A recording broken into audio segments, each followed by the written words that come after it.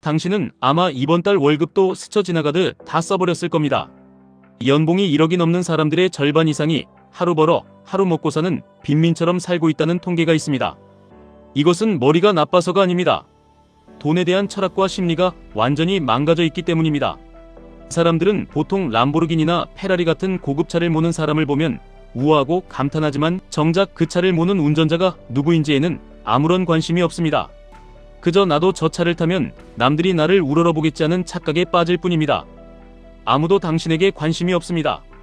당신이 입고 있는 명품 옷이나 고급 외제차는 그저 남들에게 잘 보이기 위한 허상일 뿐입니다.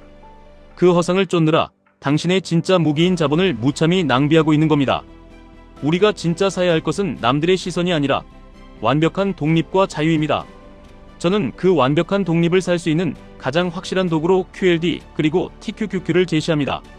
지금 시대는 과거처럼 평범한 저축만으로 생존할 수 있는 시대가 아닙니다. 엔비디아, 마이크로소프트, 애플, 테슬라가 이끄는 거대한 AI 혁명이 전 세계의 불을 송두리째 재편하고 있습니다. 이 거대한 흐름에 올라타서 내 인생의 판도를 바꾸려면 단순한 1배수 지수 추종으로는 시간이 너무 오래 걸립니다. 나스닥 100 지수의 핵심 기업들이 앞으로의 세상을 지배할 것이라는 확신이 있다면 우리는 마땅히 QLD와 TQQQ로 레버리지를 일으켜 시간과 수익을 압축해야만 합니다. 월스트리트에서 수백억 연봉을 받는 엘리트 펀드 매니저들도 파산하는 경우가 허다합니다. 하버드를 졸업하고 메릴 린치 고위직까지 올라갔던 리처드 퍼스콘이라는 천재는 엄청난 돈을 벌었지만 결국 과도한 부채와 탐욕을 통제하지 못하고 금융위기 때 파산했습니다. 반면에 평생 주유소에서 일하며 바닥을 닦던 청소부 로널드 리드는 죽을 때 수백억의 자산을 남겼습니다. 투자는 지능의 영역이 아니라 태도와 심리의 영역이기 때문입니다. QLD와 TQQQ 투자는 엄청난 지능이나 복잡한 재무제표 분석을 요구하지 않습니다. 이 투자에 가장 필요한 것은 극단적인 인내심과 낮은 자아입니다. 3배수 레버리지인 TQQQ를 들고 있으면 시장이 흔들릴 때마다 계좌가 반토막 나는 끔찍한 공포를 겪게 됩니다. 스스로 똑똑하다고 자만하는 사람들은 이 변동성을 이기지 못하고 가장 싼 가격에 공포에 질려 모든 것을 던져버립니다. 하지만 자존심을 버리고 철저하게 시장의 장기, 우상향을 믿는 사람들은 그 고통스러운 시간을 묵묵히 견뎌냅니다. 1929년 대공황 때 모두가 파산하고 창밖으로 뛰어내릴 때 공매도로 수조 원을 벌어들인 제시 리버모어라는 천재가 있었습니다. 그는 돈을 버는 데는 세계 최고였지만 끊임없이 더 큰 레버리지로 도박을 하다가 결국 그 돈을 다 잃고 파산하여 비참하게 생을 마감했습니다. 부자가 되는 것과 부자로 남는 것은 완전히 다른 기술을 요구합니다. TQQQ로 단기간에 일확천금을 노리고 도박을 하려는 사람들이 시장에는 너무나도 많습니다. 당장 내일, 당장 다음 달에 2배, 오를 주식을 찾는 조급한 마음으로는 절대 레버리지 시장에서 살아남을 수 없습니다. 진정한 부는 가장 높은 수익률을 짧게 내는 것에서 오지 않습니다. 그저 훌륭한 수익률을 아주 긴 시간 동안 유지하는 복리의 마법에서 옵니다. QLD와 TQQQ는 단타로 샀다 팔았다 하는 도박판의 칩이 아닙니다.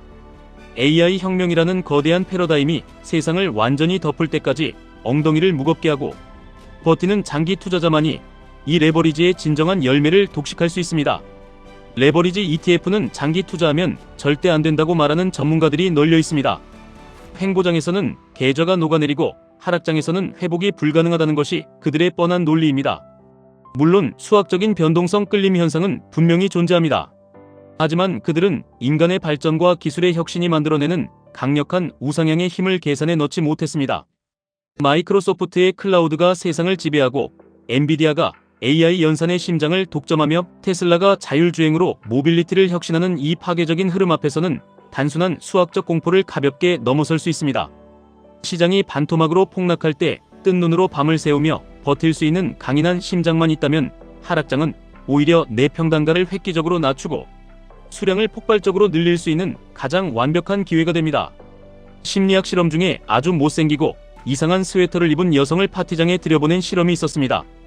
그 여성은 파티장 안에 있는 모든 사람이 자신을 비웃고 쳐다봤을 것이라고 생각했습니다. 하지만 정작 파티에 있던 사람들에게 물어보니 그 스웨터를 입은 여성을 기억하는 사람은 거의 없었습니다. 이것이 인간의 본성입니다. 우리는 타인이 나를 얼마나 쳐다보는지 끊임없이 과대평가합니다. 가난한 사람들은 언제나 남을 의식하며 돈을 씁니다.